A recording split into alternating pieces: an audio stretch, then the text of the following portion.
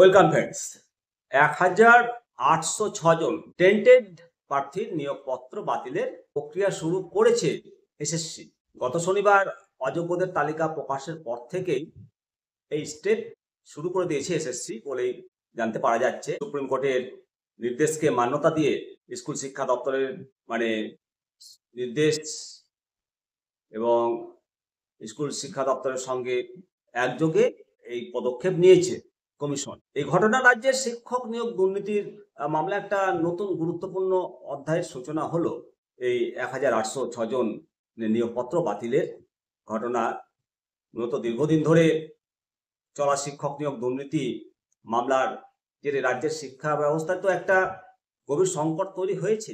আদালতের যে নির্দেশ, সম্প্রতি সুপ্রিম কোর্ট অযোগ্য প্রার্থীদের নিয়োগপত্র বাতিল করার জন্য রাজ্যকে নির্দেশ দিয়েছে এবং সেই নির্দেশের ভিত্তিতেই গত শনিবার 1806 জনের একটা তালিকা প্রকাশ করেছে এসএসসি।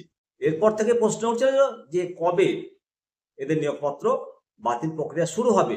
অবশেষে সেই জল্পনার অবসান ঘটিয়ে এই বাতিলের প্রক্রিয়া শুরু করার কথা জানিয়েছে এসএসসি।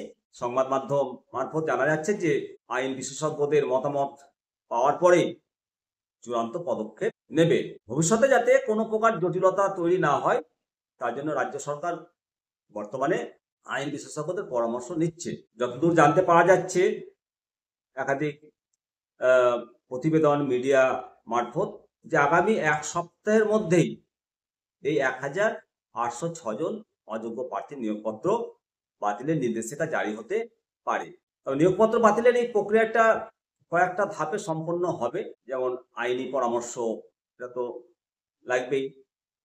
নির্দেশিকা জারি করবে, আইনি পরামর্শ পাওয়ার পর স্কুল শিক্ষা দপ্তর এসএসসি মিলিতভাবে নির্দেশিকা জারি করবে এবং নির্দেশিকা জারির পর সংশ্লিষ্ট বিদ্যালয়গুলোতে সেটা পাঠিয়ে দেবে এবং অযোগ্য প্রার্থীদের কাজে যোগদানে তখন বাধা দেবে। তো কিছু করার নেই, এসএসসির এই তৎপরতা দেখা গেছে রাজ্যের শিক্ষা ব্যবস্থার স্বচ্ছতা ফিরিয়ে আনার জন্য একটা গুরুত্বপূর্ণ পদক্ষেপ বলে বিবেচিত হচ্ছে। আগামী দিনে এই বিষয়ে আর নতুন কি তথ্য আসে সেদিকেই তাকিয়ে রয়েছে গোটা বাংলা। ভালো থাকবেন, অবশ্যই কমেন্ট সেকশনে কমেন্ট করবেন। জয় হিন্দ, জয় ভারত।